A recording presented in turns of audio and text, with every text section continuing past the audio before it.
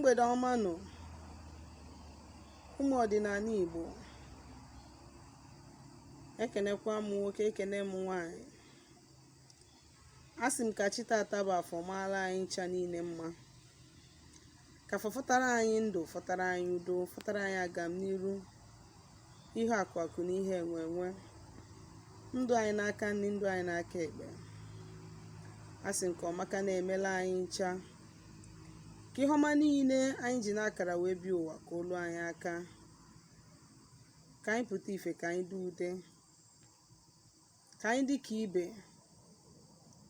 ka chi anyị na ezumezu anyị chụọrọ anyị ndị ajọ mmụọ na ndị ajọ mmadụ, bupụrụ anyị ndị uke, mepere anyị ụzọ ndụ, ụzọ ego, ụzọ agam n'iru, ụbọchị afọ, ụbọchị nkwọ, ụbọchị eke, ụbọchị orie, afịa na-anọ, ụbọchị na-anọ. Ise ise ise ise. Abụkwa m onye nke gị, nwada Agbarọma ụzọ mmiri. Abụkwa m onye mgbasa ozi ọma ọdịnala Igbo, bụrụkwa dibịa Igbo. Anyị na-agbasikwa afọ ike, anyị na-alụkwa ọrụ mmụọ dị iche iche.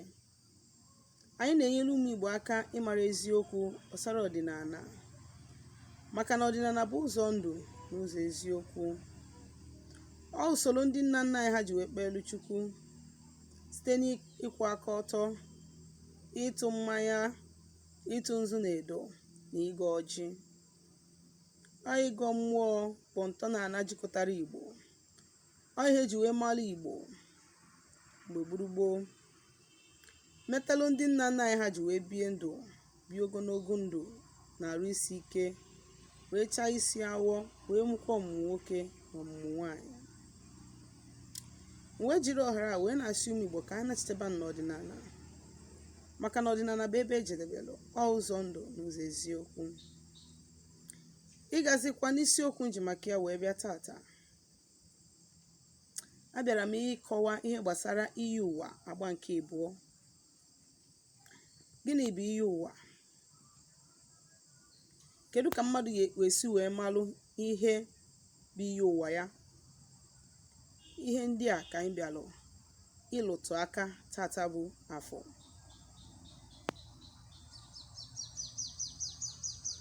Iyi ụwa bụ okwu mmadụ kwuru n'ọnụ ya tupu ọ n'ụwa ọzọ. Ekwubugo m ya. Ndị a na-asị na a na-eje egwu ihe nwa n'ebe a na-egwu ya, makwara ebe ị na-eje,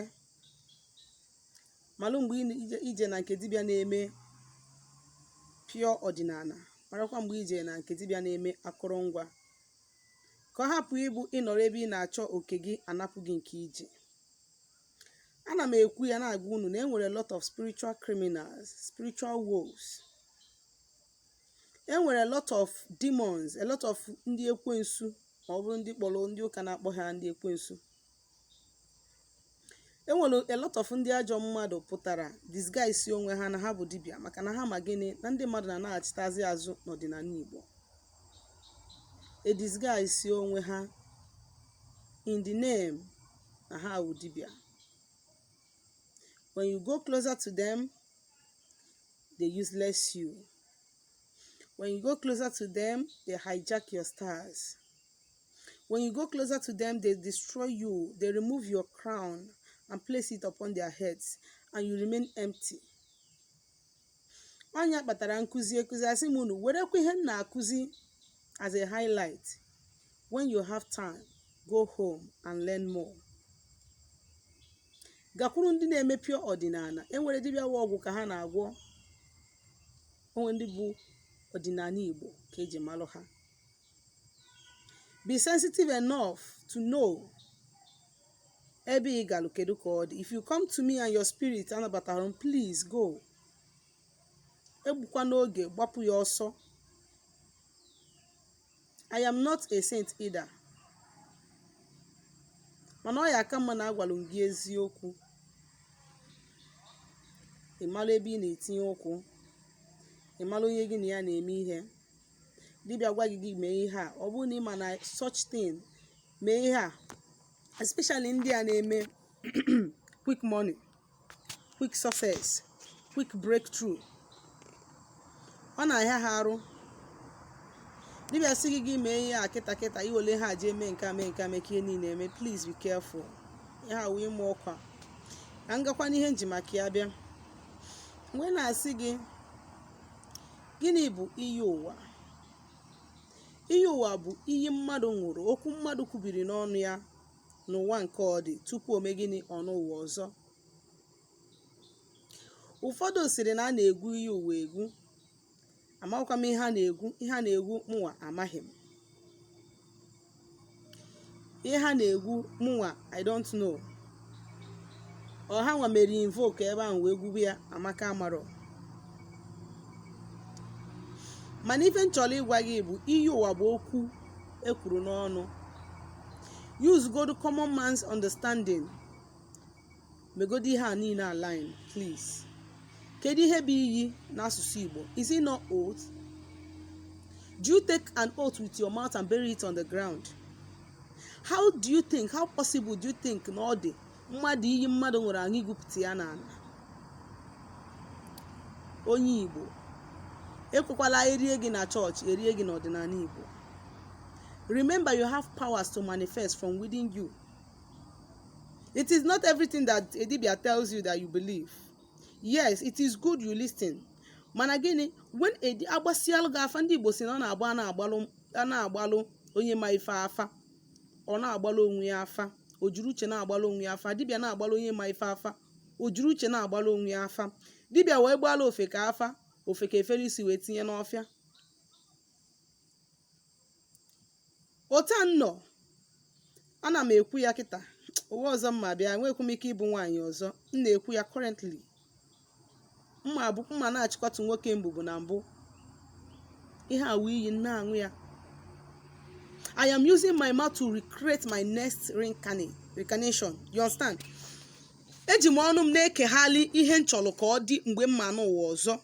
That's the power of the tongue. Ụwa ọzọ mma bịa, m ka ga-abụ dibịa o. M ka ga-abụ dibịa. Na-ekwu ya, hey, olu dibịa amaka. Ụwa ọzọ nka ga-abụ dibịa. Ejiri m ọnụ m wee na-aṅụ iyi ahụ. It is now that I am, creating my next, a kind of my destiny. Ụwa ọzọ mma bịa. Ndị ụwa ọzọ abụzielu nwoke. Nwoke ahụ na-asị ya na nwaanyị nọrọ ya ụwa. Are you getting it? Ihe a bụ iyi ụwa. Ụwa m ụwa asaa na m ka ga-abụ dibịa. Ụta ka ọ esi wee dịtị nnọzi ụwa niile mma na ihe a iyi aṅụrụ aṅụ n'ọnụ. Don't allow people to deceive you in the name na a na-dig anything out. Ebe ihe esi wee malụ ebe esi ewepụtakarị iyi ụwa mmadụ. Ebe o si apụtakarị n'afa bụ mgbe anyị agbalụ gị ihe gbasara afa agwụ. Ọ na-aga to it somehow. Because this is when your star is being revealed. Ihe iji maka ya bịa ụwa eji eme gịnị a na-ekpupi ya. Are you getting it? Yotago, otu aka ị ga-esi wee mara ihe bụ iyi ụwa gị site mgbe ụfọdụ ọ na-adị similar to afa agwụ mgbe ụfọdụ, because afa agwụ bụ ebe a ga-anọ wee reveal eru gị ihe iji maka ya bịa ụwa. Ọ na afa agwụ ka a na-agbalụ mmadụ afa na iwu dibịa. Ị nwere gift of healing, ị nwere gift of deliverance, ị nwere gift of different kind of teaching, evangelism. Ị nwere different kind of agwụ ka nsi wee kụzie. Onye nwelu agwụ ịbụ dibịa, you understand? Already ihe anụ abụgoro ihe o kpebiri wee bịa ụwa. This is what I'm going back to do. This is what I'm going back to do. So gị nwa bụ onye Igbo ka ị malụ mgbe edere gị. Ka gị nwa bụ onye Igbo makwarụ mgbe ị ka nọ na good track. You don't believe every shit that comes out from onye kpọrọ onwe ya dibịa. Cheka ngwa gị, ọ bụrụ na mmadụ decorate chara onwe ya kpacha nzu n'anya welu ihe anụnwa katọcha n'iru, onye ahụ ma ihe ọ na-eme. Onye ya na mmụọ so na mmụọ ya na mmụọ so. Ọ bụrụ nzu na-ede ahụ ọ na-aka n'iru na ihe a niile ebube a niile ihe ọ na-amasị ya niile ọ na-eme. Ọ bụrụ onye nwa na-egosi gị how pure the heart of that person is. Be sensitive enough spiritually to know when you are dealing with wolves, to know when you are dealing with. O nwere ife bụ na mmadụ rụrụ ọrụ ọfụrụ ife ya is a different thing. The force nwere ike isi gị n'aka, o nwere ike isi dibịa n'aka. Yes. Mana o nwere ife bụ na ijere eje ka a tọọ gị ewee kechie gị. These are two different things.